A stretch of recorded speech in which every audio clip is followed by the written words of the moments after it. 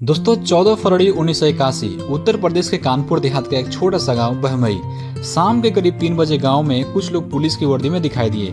गांव वालों को लगा कि शायद पुलिस आई होगी, लेकिन कुछ ही देर में उन्हें पता चला कि ये पुलिस वाले नहीं बल्कि हथियारबंद डकैत थे और इनके बीच में एक महिला भी थी जिसका नाम था फूलन देवी। कुछ ही देर बाद गाँव के 20 पुरुष जमीन पर पड़े थे। गोलियों की आवाज पूरे गाँव में गूंज रही थी। आज बात होगी ऐसी महिला की कहानी की जो खुद को अत्याचार की शिकार मानती थी और दूसरी तरफ उन 20 परिवारों की कहानी जिन्होंने अपने लोगों को उस दिन खो दिया। यही वजह है कि बहमई हत्याकांड आज भी भारतीय इतिहास के सबसे विवादित और दर्दनाक अध्यायों में गिना जाता है। लेकिन सवाल यह है कि फूलन देवी बहमई क्यों पहुंची थी? क्या वो सिर्फ बदला लेने गई थी? क्या उनके साथ सच में सामूहिक यौन हिंसा हुई थी? और इस कहानी में विक्रम मल्ला, बाबा मुस्तकीन और ठाकुर डकैत भाई जो श्री राम सिंह और लाला राम सिंह हैं, उनकी क्या भूमिका है? चलिए वीडियो को शुरू करते हैं। इस कहानी को समझने के लिए हमें बहमई के कुछ महीने पहले जाना होगा। फूलन देवी उत्तर प्रदेश के बेहद गरीब मल्लाह परिवार से थी। बाद में वह चंबल के डकैत गिरोह की दुनिया में पहुंची। मतलब उस पर इतना अत्याचार हुआ कि बेचारे जो डकैत का गिरोह है उसको ज्वाइन करने के लिए मजबूर हो गए। यही उनकी मुलाकात जो है विक्रम मल्लाह से हुई और विक्रम भी खुद डकैत था और मल्लाह समुदाय से आता था। धीरे धीरे फूलन और विक्रम एक दूसरे के करीब आने लगे। दोनों ने मिलकर एक गिरोह का काम किया और कुछ समय बाद यह गिरोह जो है विक्रम और फूलन गिरोह के नाम से प्रसिद्ध होने लगा। लेकिन फूलन और विक्रम के बीच में एक तरफ तनाव था और दूसरी तरफ ठाकुर डकैतों के साथ संघर्ष। आखिरकार स्थिति इतनी खराब हुई कि 12 अगस्त 1980 को जो बैजा मऊ गाँव है, तो बैजा मऊ गाँव के नदी के किनारे जो है विक्रम मल्लाह को गोली मार दिया गया, उसकी हत्या कर दी गई।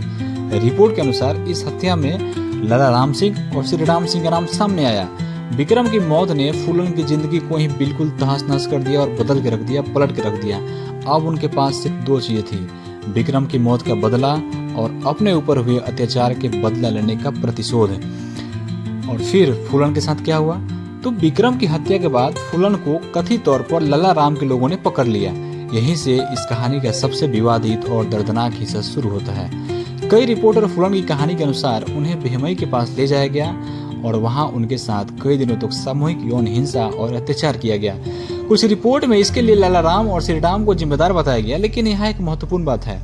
बहमई के कुछ ग्रामीणों के बाद में इन आरोपों को पूरी तरह से नकार दिया, लेकिन फूलन किसी तरह से वहां से निकलने में सफल हो गई।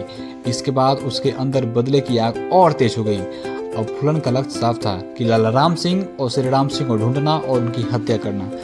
उन्हें पता चला कि दोनों भाई जो है बहमई के किसी इलाके में है। किसी ने जो है फूलन देवी को बताया है कि जो श्री राम सिंह है और लाला राम सिंह है वो बहमई के इलाके में है और यहीं से कहानी जो है वो बहमई की तरफ बढ़ती है। 14 फरवरी 1981 उस दिन फूलन और उसके साथी जो है बहमई पहुंचे। ये वही क्षेत्र था जहाँ पे श्री राम सिंह और लाला राम सिंह ने फूलन को किडनैप करके यौन हिंसा उनके साथ बहुत अत्याचार किया और यौन हिंसा किया था।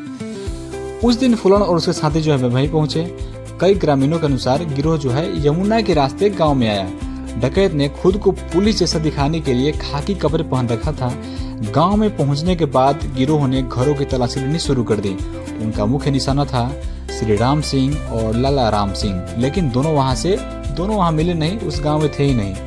अब फूलन और उसके साथियों ने गाँव के पुरुष को घरों से बाहर निकालना शुरू किया। कुछ लोग तो घर में ही छिप गए, कुछ लोग को जबरन बाहर लाया गया और फिर वहां लगभग 20 पुरुष को एक जगह इकट्ठा किया गया। जरा कल्पना कीजिए उस समय का माहौल कैसा होगा। सामने हथियार पर डकैत हो, एक तरफ गांव के लोग हो और दूसरी तरफ हो फूलन देवी। रिपोर्ट के अनुसार पुरुषों को एक कुएं के पास ले जाया गया, उन्हें घुटनों के बल बिठाया गया, हाथ ऊपर करने के लिए कहा गया और फिर अचानक से एक दनादन जो है उनके शरीर में गोलियां दागनी शुरू कर दी गई। कुछ ही क्षणों में वहां 20 पुरुष मारे गए और 6 लोग घायल हो गए। लेकिन क्या फूलन ने खुद गोली चलाई? यह सवाल आज भी महत्वपूर्ण है। बहमई कांड में फूलन देवी की भूमिका को लेकर अलग अलग विवरण आते हैं। कुछ रिपोर्ट और जो अभियोजन के विवरण में उन्हें गिरोह के प्रमुख नेता और घटना की मुख्य भूमिका निभाने वाली बताया गया है। वहीं फूलन ने अपने पक्ष में बाद में यह दावा सामने आया कि उन्होंने खुद गोली नहीं चलाई थी। इसलिए वीडियो में यह कहना ज्यादा उचित होगा कि फूलन देवी के नेतृत्व में गिरोह पर 20 लोगों की हत्या का आरोप लगा है, ये कहना ही ज्यादा उचित होगा। लेकिन 20 लोगों को क्यों मारा गया? यही बहमई कांड का सबसे बड़ा सवाल है। इसके पीछे एक नहीं बल्कि कई कारण हैं। चलिए, पहला कारण है विक्रम मल्लाह की हत्या। फूलन के करीबी विक्रम मल्लाह की हत्या कर दी गई। उस हत्या में लाला राम सिंह और श्री राम सिंह का नाम सामने आया। फूलन ने कथित तौर पर दोनों से बदला लेने का वादा किया, निश्चय किया। दूसरा कारण था कि फूलन के साथ कथित यौन हिंसा। फूलन की कहानी के अनुसार विक्रम की हत्या के बाद जो है उनके साथ बेहमई में सामूहिक यौन हिंसा हुई थी। इस घटना ने उन्हें अंदर से बदला लेने की भावना को और भी मजबूत कर दिया। अब सोचिए कि जिस महिला का, जिस व्यक्ति का किसी ने बलात्कार किया हो, अत्याचार किया हो उस पर, वो बदला लेना उसका स्वाभाविक है।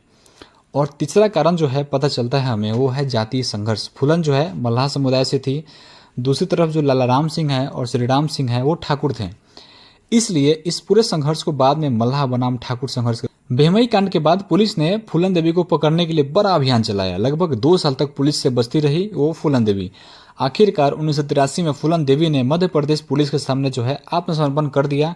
वह 11 साल जेल में रही। 1994 में रिहा होने के बाद उनकी जिंदगी में एक बार फिर नया मोड़ लिया। वह राजनीति में आई, समाजवादी पार्टी से जुड़ी। 1996 में मिर्जापुर में लोकसभा चुनाव लड़ी और जीत भी गई। और 1999 में फिर से वो लोकसभा चुनी गई। और जिस महिला को, सोचिए कि जिस महिला को कभी पुलिस डकैत के रूप में तलाश रही थी, वह कुछ वर्ष बाद महिला जो है संसद का सदस्य बनकर देश की सर्वोच्च संस्था में बैठी थी।